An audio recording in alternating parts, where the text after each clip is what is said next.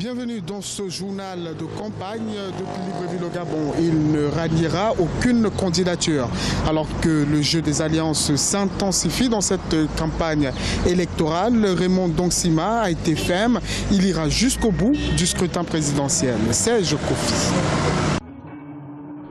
Meeting explicatif de Raymond Dongsima à Zanyong dans la commune de Libreville. Le candidat indépendant a démenti devant des sympathisants venus l'écouter tout ralliement avec Jean Ping. Il est revenu sur les raisons qui l'ont poussé à ne pas engager cette démarche. On était encore en train de parler de la possibilité de faire un gouvernement de pourquoi pas 40 membres avec des vice-présidents, des vice-premiers ministres, etc., etc. Or, la situation du pays ne permet pas de faire ce dérapage-là. Nous sommes dans une situation de crise. Le pays ne peut pas se permettre ça. Il faut mettre un terme à ces choses. Alors j'ai dit, je ne suis pas d'accord. Je l'ai dit sur un ton doux, puis un ton plus ferme. Je l'ai dit calmement, je l'ai redit. Je ne suis pas d'accord, je ne suis pas d'accord et je ne suis pas d'accord. J'ai surtout dit que nous devons rompre avec la géopolitique dans notre pays. Parce que la géopolitique, elle nous a tués. Raymond Dongsima s'en prend ensuite à l'opposition gabonaise. Selon lui, elle aurait dû s'assurer des conditions de transparence de ce scrutin avant tout autre calcul ou stratégie d'alliance. Le premier matériau électoral, ce sont les listes électorales. Vous ne vous en rendez pas compte. Comment voulez-vous avoir, comme c'est le cas maintenant, des villages où on compte 45 personnes qui vivent dans ce village et vous avez 980 électeurs inscrits dans ce village. On peut expliquer ça comment? Ça veut dire quoi? Eh oui, mais à qui la faute? À notre manque de vigilance. Toujours en course dans cette campagne, il a expliqué son projet pour le Gabon dans lequel l'économie tient une place importante. Il faut que nous mettions en place une autre forme d'économie qui mette en valeur notre intelligence, notre capacité à créer nous-mêmes de la richesse. Si on ne fait pas ça, nous sommes en danger pour le long terme. Raymond Dongsima est toujours dans la course. Il entend dans cette dernière ligne droite de la campagne continuer à sillonner l'ensemble du pays pour défendre ses idées. Le candidat du PDG, Ali Bongo Ondimba, a bouclé sa tournée au nord du pays. Focus dans ce journal sur l'escale d'Oyem avec notre envoyé spécial Douglas Toutoum.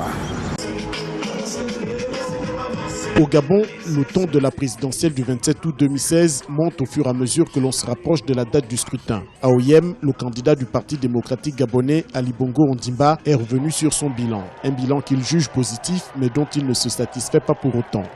Les premiers résultats, même s'ils sont bons, ce n'est pas suffisant. Il faut continuer, il faut accélérer. On ne s'arrête pas en pleine course, mes chers compatriotes. Et nous avons le souffle pour pouvoir continuer à courir. Nous sommes en bonne santé et on va continuer à courir. Courir pour le Gabon, courir pour le développement de notre pays. Mes chers compatriotes, cela, ça fait partie du bon choix. Le choix de la paix, le choix de l'unité, le choix de la solidarité. C'est ce Gabon-là que je vous invite. Je vous invite à choisir le 27 août prochain. Car ce Gabon-là, c'est celui qui gagne. C'est votre Gabon, c'est mon Gabon, c'est notre Gabon. Ali Bongo Ondimba n'a pas manqué de fustiger Jean Ping. Ce dernier se présente désormais comme son principal challenger. Le candidat à sa propre succession a donné une orientation claire aux habitants de la ville d'Oyem. L'Afrique a dit non à Ping parce que l'Afrique sait comment il ping, comment il travaille et ce qu'il vaut. Et les chefs d'État africains ont dit non, monsieur.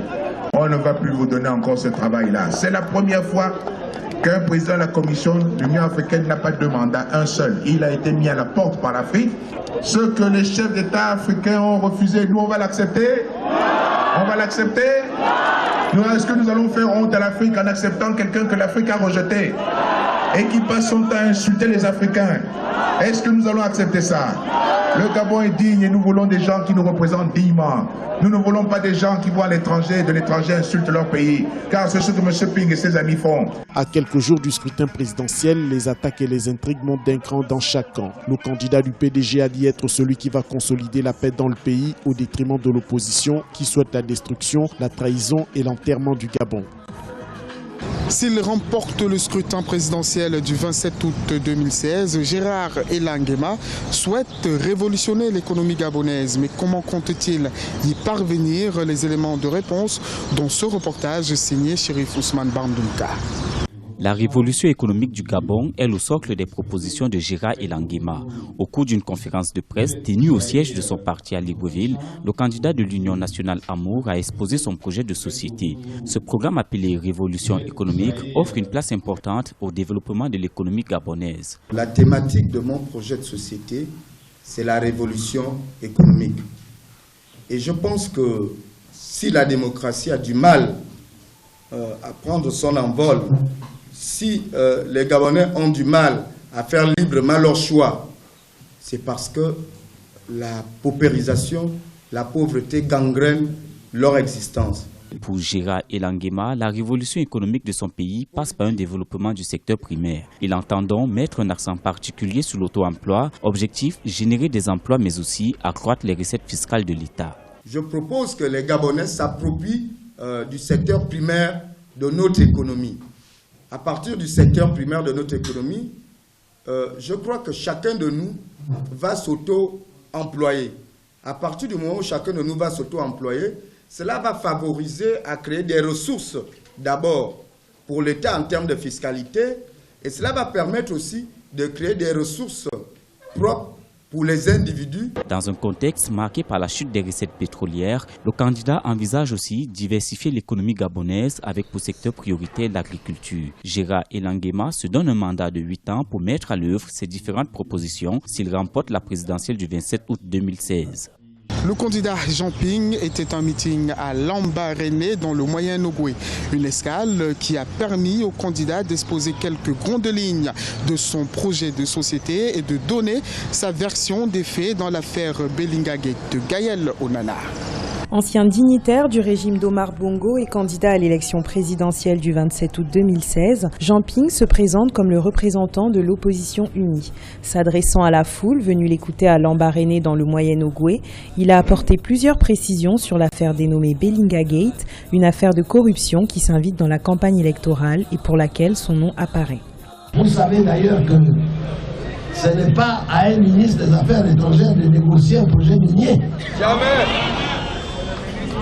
Et alors, il dit que c'est moi. Il vit que de mensonges.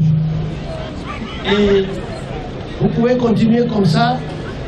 Tout ce qui ne va pas, c'est M. Ping. Mettre le Gabon à l'abri de la peur et du besoin est son principal objectif. Un Gabon qui, selon lui, traverse une forte crise et mal géré, au sein duquel l'intérêt général serait oublié. S'il est élu, il promet de réformer le système éducatif, d'améliorer la pyramide de la santé au Gabon et d'impliquer la société civile dans la prise de décision. Du nord au sud, de l'est à l'ouest, il m'a été permis de constater le paradoxe suivant. Le Gabon, un pays très riche, avec des habitants très pauvres.